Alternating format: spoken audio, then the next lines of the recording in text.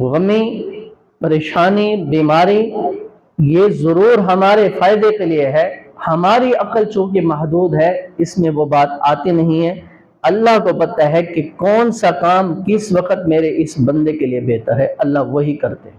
الحمدللہ وکفی وسلام علی عبادہ الذین اصطفی، اما بعد فاعوذ باللہ من الشیطان الرجیم، بسم اللہ الرحمن الرحیم، الحمد للہ رب العالمین، سبحان ربک رب العزۃ عما یصفون، وسلام علی المرسلین والحمد للہ رب العالمین۔ اللہم صلی علی سیدنا ونبینا ومولانا محمد وبارک وسلم۔ میرے محترم دوستو، پچھلے جمعہ سورۃ الکوثر اللہ کی توفیق سے اس کی ترجمہ اور مختصر سی تفسیر جو علماء کرام نے اپنی کتابوں میں لکھی ہے وہ الحمدللہ اللہ نے توفیق دی۔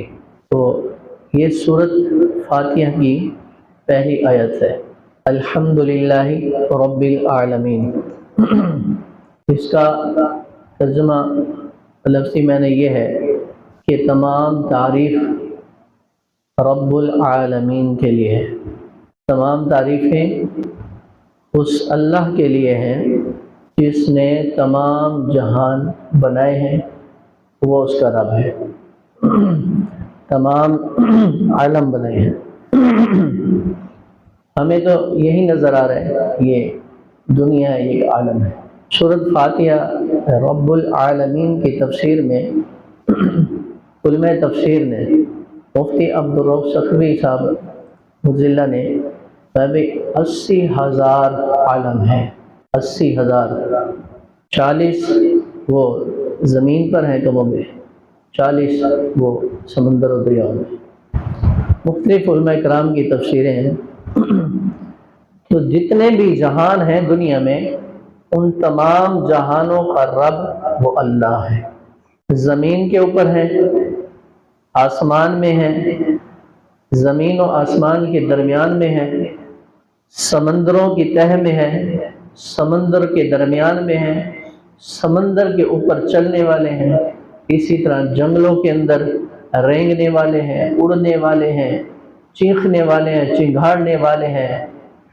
سب چیزوں کا جو رب ہے نا وہ اللہ ہے۔ تو گویا ہر چیز جو ہمیں نظر آتی ہے ہم اس کی تعریف کرتے ہیں، وہ تعریف گویا اللہ رب العزت کی تعریف ہے کہ یہ اللہ نے پیدا فرمائی ہے۔ اب ہم کوئی خوبصورت چیز نظر آتی ہے اس کی بھی تعریف کرتے ہیں، کوئی خوبصورت درخت نظر آیا، کوئی خوبصورت پھل نظر آیا، آسمان خوبصورت، ستارے چاند خوبصورت نظر آ رہے تو ہم اس کی تعریف کرتے ہیں۔ تو گویا یہ تعریف اس چاند کی نہیں ہے، ستاروں کی نہیں ہے، اس کی جو خوبصورتی، اس کے اندر خوبصورت صف رکھنے والی ذات ہے نا وہ اس کی تعریف ہوتی ہے۔ دنیا میں ہم دیکھیں کہ ہم ایک بلڈنگ دیکھتے ہیں، اس کے نقوش، اس کی بناوٹ ایسی ہوتی ہے تو ہم کہتے ہیں واہ ماشاءاللہ کتنا اچھا مستری ہے، یہ کتنی خوبصورت بلڈنگ بنائی ہے۔ ہم اس مستری کی، بنانے والے کی مثال کے طور پر سمجھیں، اس کی تعریف ہم کرتے ہیں بنانے والے کی۔ تو جب بنانے والے کو وہ ساری بلڈنگ بنا لیتا ہے وہ اسی انتظار میں رہتا ہے کہ اس کی کوئی آ کر تعریف کرے۔ جب تعریف کی جاتی ہے کہ بھئی یہ بلڈنگ بہت خوبصورت بنی ہے، اس کا بنانے والا بڑا ماہر تھا، تو اس کے دل کو تسلی بھی ہوتی ہے اور وہ خوشی بھی محسوس ہوتی ہے۔ اسی طرح دنیا کے اندر جتنی بھی اس وحدہ لا شریک ذات نے چیزیں بنائی ہیں، جب ہم اس کی تعریف کرتے ہیں تو گویا وہ اس رب کی تعریف ہے۔ تو فرما رہے الحمدللہ رب العالمین، الحمد میں اللہ کی تعریف آ گئی، رب العالمین تمام جہانوں کا رب۔ اب یہاں سوال پیدا ہوتا ہے کہ عالمین کے اندر، دنیا کے اندر ایسی چیزیں بھی ہیں کہ وہ ہمیں ناگوار گزرتی ہیں، پریشانی ہے، بیماری ہے، نقصان ہے، کوئی بلڈنگ بنی وہ گر گئی نقصان ہے، یا خوبصورت نہ بنی یا کسی کے گھر میں فوتگی ہو گئی، کسی کا نقصان ہو گیا، بچہ فوت ہو گیا، تو اب اس پر کیا تعریف ہے کہ اس کا بنانے والا بھی تو اللہ ہے، اس کا کرنے والا بھی اللہ ہے، کہ دنیا میں جو کام بھی ہو رہے ہیں، نفع نقصان، صحت بیماری، عزت ذلت، دن رات، چاند سورج ستارے، کسی کا زندہ ہونا، کسی کا پیدا ہونا، کسی کا مر جانا، کسی کا یہ ساری چیزیں جو ہو رہی ہیں، کرنے والی ذات اللہ کی ہے۔ وہ ذات سب کچھ کرنے والی ہے اور ہمارے فائدے کے لیے ہے، ہمارے فائدے کے لیے تمام کام ہو رہے ہیں۔ تو اب یہ سوال پیدا ہوتا ہے، یہ جو نقصان ہے، یہ بیماری ہے اور یہ تکلیف ہے، کسی کے گھر میں کوئی فوتگی ہے، اب یہ ہمارے فائدے کے لیے کیسے ہے؟ تو اس کا جواب یہ ہے کہ ہمیں جو اللہ نے عقل دی ہے نا، ایک محدود ہے، ہم اسی عقل کے دائرے میں رہ کر ہر کام کو سوچتے ہیں۔ خوشی آئی تو ہم خوش ہو گئے، تعریف بھی کر رہے ہیں، اللہ کا شکر بھی ادا کر رہے ہیں۔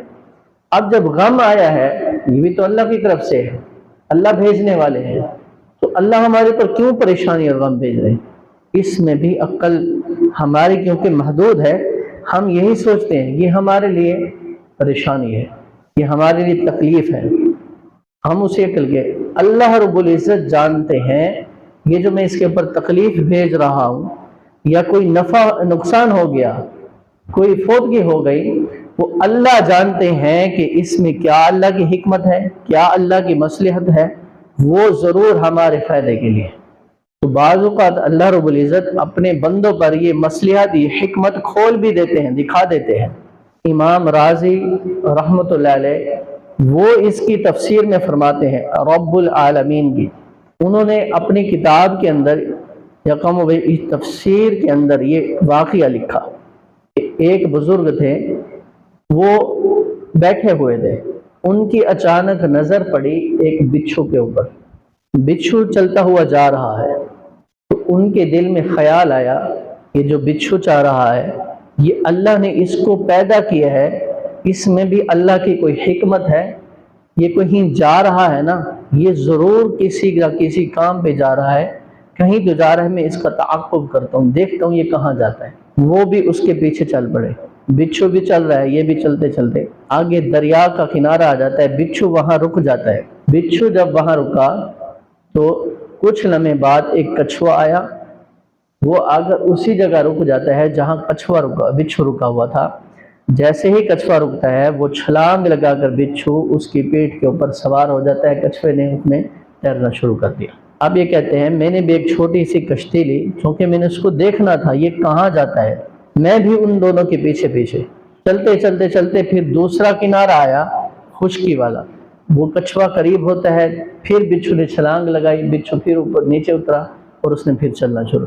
کہتے ہیں میں پھر اس کے پیچھے چل رہا، چلتے چلتے بچھو ایک جگہ پہنچا، سامنے مجھے ایک آدمی سویا ہوا نظر آیا، تو میرے دل میں خیال آیا یہ بچھو تو جا کر اس کو کاٹ لے گا، اس کو نقصان پہنچائے گا۔ میں نے دیکھا بچھو ایک چھوٹی سی اونچی جگہ تھی، اس کے اوپر چڑھتا ہے، چڑھنے کے بعد وہاں ایک سانپ نکلا تو اس بچھو نے سانپ کے اوپر چھلانگ لگائی، اس کو ڈنگ مارا اور اس سانپ کو مار دیا۔ اب پھر بچھو نیچے اترا، نیچے اتر کر چلنے لگا، اسی لمحے اس سوئے ہوئے شخص کی آنکھ کھل جاتی ہے۔ جب اس کی آنکھ کھلی تو اس نے دیکھا بچھو جا رہا ہے، حکم یہی ہے بچھو سانپ جہاں بھی دیکھو فوراً اس کو مار دو۔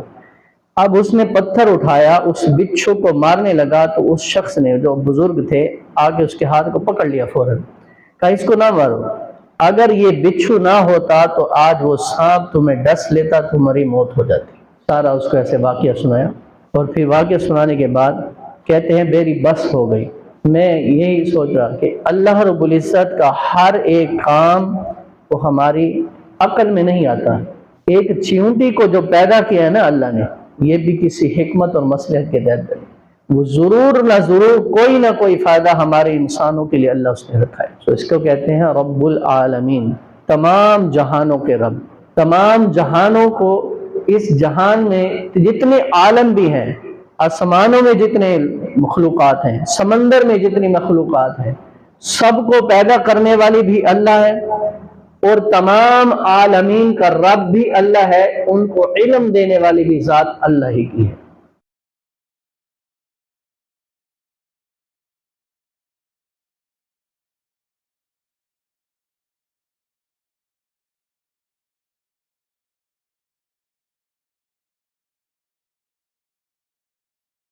بچے کو جب پھوڑا نکل آتا ہے تو ڈاکٹر نے کہا اس کو کٹوانا پڑے گا، چاہے انجیکشن بچے کو لگا، بچہ کتنا روتا ہے، والدین کو یا ڈاکٹر کو پتا ہوتا ہے یہ جو میں اس کا زخم کاٹ رہا ہوں یا اس کو انجیکشن لگا رہا ہوں یہ تو اس کے فائدے کے لیے ہے۔ بچہ تو یہی سمجھتا ہے میرے پر ظلم ہو رہا ہے، چیختا بھی ہے، روتا بھی ہے، لیکن ہم اس کو انجیکشن لگواتے ہیں، اس کو یہی نظر آ رہی ہے میرے پر ظلم ہو رہا ہے۔ یہی اللہ رب العزت کا ہے کہ وہ تمام جہانوں کا رب ہے، عالمین کا رب ہے، کوئی بھی وہ کام ہمارے لیے کرتا ہے تو اس میں ضرور اس کی کوئی حکمت ہوتی ہے، ضرور ہمارے لیے کوئی اس میں فائدہ ہوتا ہے۔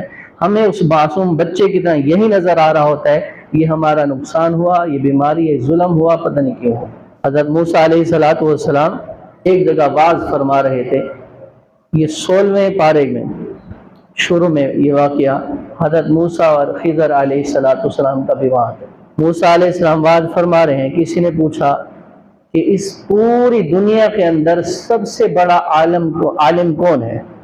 تو موسیٰ علیہ السلام نے کہا میں اللہ کا نبی ہوں، میں ہی عالم ہوں سب سے بڑا۔ کہنے لگے اس وقت اس دنیا میں اللہ کا نبی ہوں، سب سے بڑا عالم میں ہوں۔ تو حضرت موسیٰ علیہ السلام کی یہ بات اللہ رب العزت کو پسند نہیں آئی، کیونکہ اللہ رب العزت نے ہی علم عطا فرمایا۔ تو علماء کرام نے لکھا ہے کہ موسیٰ علیہ السلام نے یہ کہنا تھا سب سے بڑے عالم اور جاننے والے وہ اللہ ہیں۔ تو اللہ رب العزت نے موسیٰ علیہ السلام تو کہا کہ آپ سب سے بڑے عالم نہیں ہیں، ہمارے ایک اور نبی ہیں، ہمارے ایک اور بندے ہیں، ہم نے آپ سے زیادہ اس کو علم عطا کیا ہے، اچھا مجھے بھی دکھا دیں۔ اللہ نے کہا موسیٰ علیہ السلام کو آپ ایک مچھلی لیں اور سفر شروع کر دیں۔ یوشع علیہ السلام بھی ساتھ ہیں۔